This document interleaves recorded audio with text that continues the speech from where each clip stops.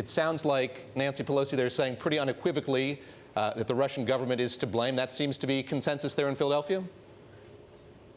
That does seem to be increasingly the chatter among Democrats in Philadelphia. There's a lot of intrigue and there's a lot of, there's mystery as to what spurred this DNC email hack.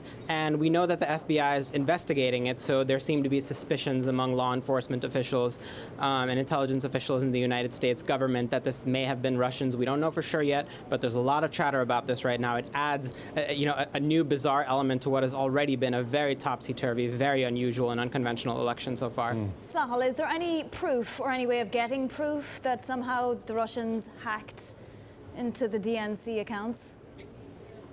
Well, that's what the FBI is investigating. We'll have to wait and see what happened. Part of this conversation is also part of the intrigue in this conversation has been due to the fact that Donald Trump's campaign manager has some ties to pro-Russian politicians in Ukraine back when he was in the private sector before he joined Trump's campaign. So that has Democrats talking more about some possible, some added element of mischief that the Russians are making. Of course, there's no evidence right now that Trump's campaign was involved or had anything to do with this, but these connections are not going unnoticed. Let's talk a minute here about the fallout from this. Debbie Wasserman Schultz announcing her resignation yesterday. The Sun Sentinel, the newspaper in Florida, reporting here that she will not gavel open the convention this afternoon at 4 p.m.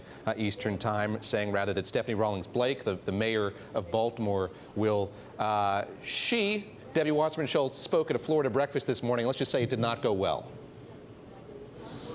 It did not go well. There were of the deficit reduced under President Obama, and we have made sure that we can continue. The booing there, did that persist there at that meeting of the Florida delegation?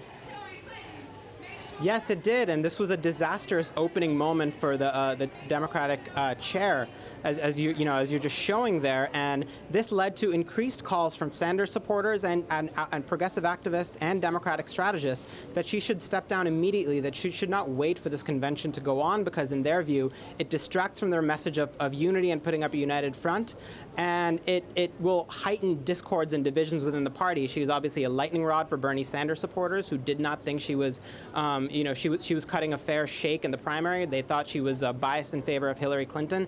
These hacked DNC emails sort of add some legitimacy to that claim. So there are growing calls for her to step down immediately. She said she won't gavel in the opening day, but it remains to be seen what she will do. Anytime she goes up on that stage, it's a safe bet that you're going to have some people booing, and those people booing are going to be Bernie Sanders supporters, and it's going to be a drama.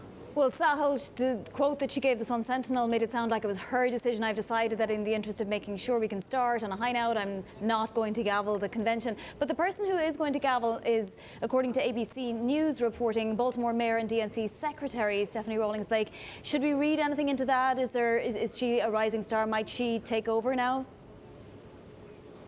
I don't know about takeover, but yes, she is a name that's been bandied about a lot among Democrats. She's viewed as a rising star, and she's viewed as someone who is an effective messenger for the party. So I wouldn't read too much more into it than that. They needed somebody on pretty shorthand, and they found someone to do it.